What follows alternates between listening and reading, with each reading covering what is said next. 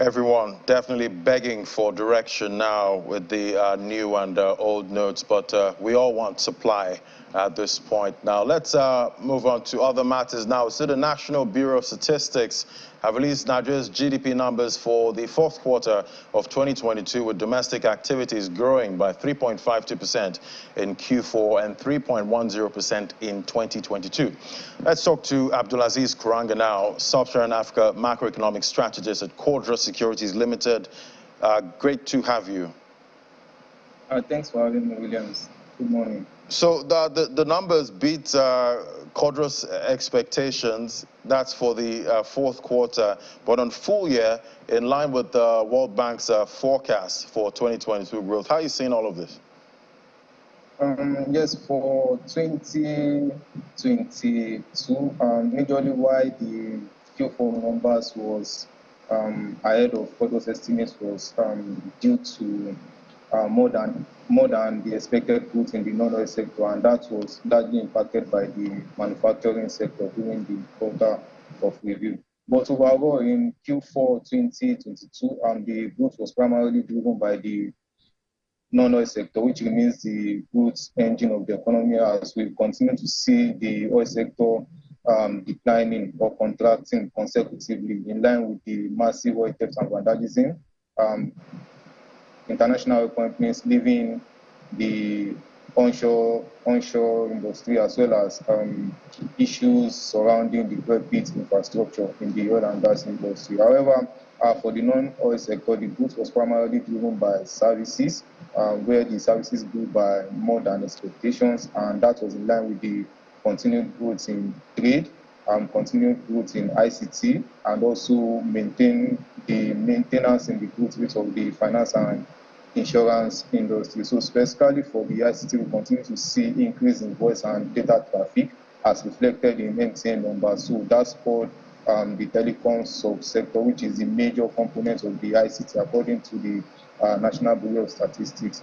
However, even though the agricultural sector grew by about 2.45%, when you compare that number with Q4 2021 numbers as well as Q4 2020 numbers, you will see that this 2.45% growth in the agricultural sector in Q4 2022 was significantly below those previous Q4 numbers, which is at an average of 3.43%, and that is showing that that is likely showing the impact of the flooding incidents that we saw during the primary harvest season between September and October, of which we saw news flow saying that about 35 out of 36 states were impacted by the flooding incident. So even though agricultural sector grew by 2.45% compared to about 1.34% in Q3 2022, when you compare that growth with the previous Q4s, you will see that that number is significantly underwhelming, and that likely reflects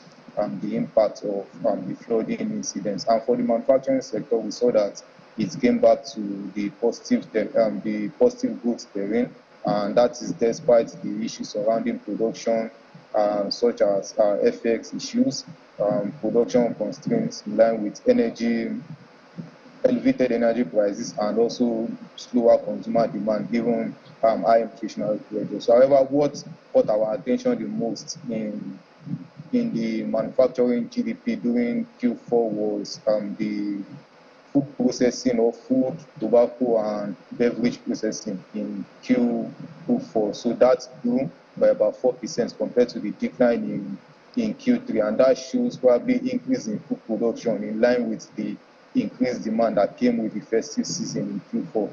And overall in 2022, the economy grew by 3.1%, which is a slowdown compared to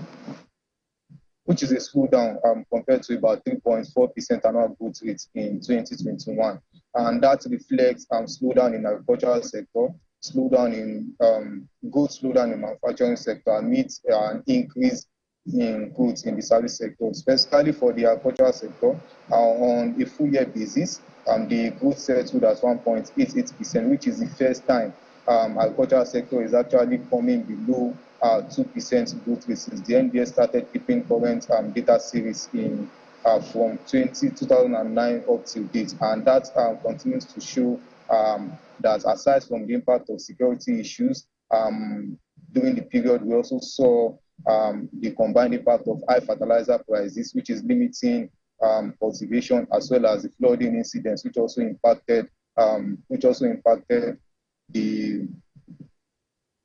the harvest during the harvest season. So the combined impact of those three factors primarily led to this significant slowdown in our agricultural sector in full year 2022, while the manufacturing sector reflects what happened in Q3, where the goods was negative in Q3 by 1.91%. All right, Abdulaziz, let's get a projection now for Q1 2023. We know it's definitely been a challenging quarter, for all of us. What are you guys expecting?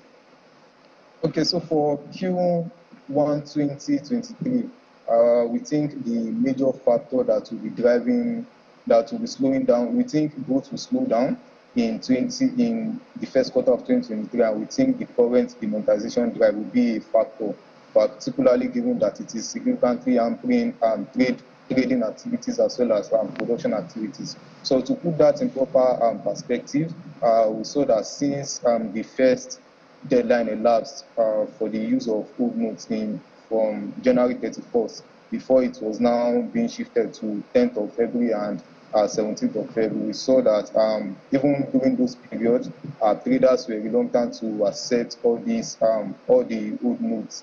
And also after the presidential address on February 16th, traders, everybody now started rejecting old notes, and of which, if we go by December 2022 numbers, the combination of the 1,000 naira notes and the 500 naira notes, they constitute about 70% of the total notes in circulation. So that shows that if we are not allowed to be spending this high denomination notes, and given that the supply of the new notes is significantly below the demand, then it means that our trading activities will be hampered. So especially all these low ticket transactions, all the petty traders, so given their distrust in the use of mobile technology and the likes, and given the low mobile penetration in Nigeria, so all this will be slowing down activities in the trading. So buying and selling activities will majorly slow down, and during the period, and if buying and selling activities is slowing down, then it means that manufacturers will also be planning ahead of that and be producing below capacity. So we should be seeing the trade sector, the trade sector's growth moderate to about 1.21%, in line with Ford's estimates for Q1.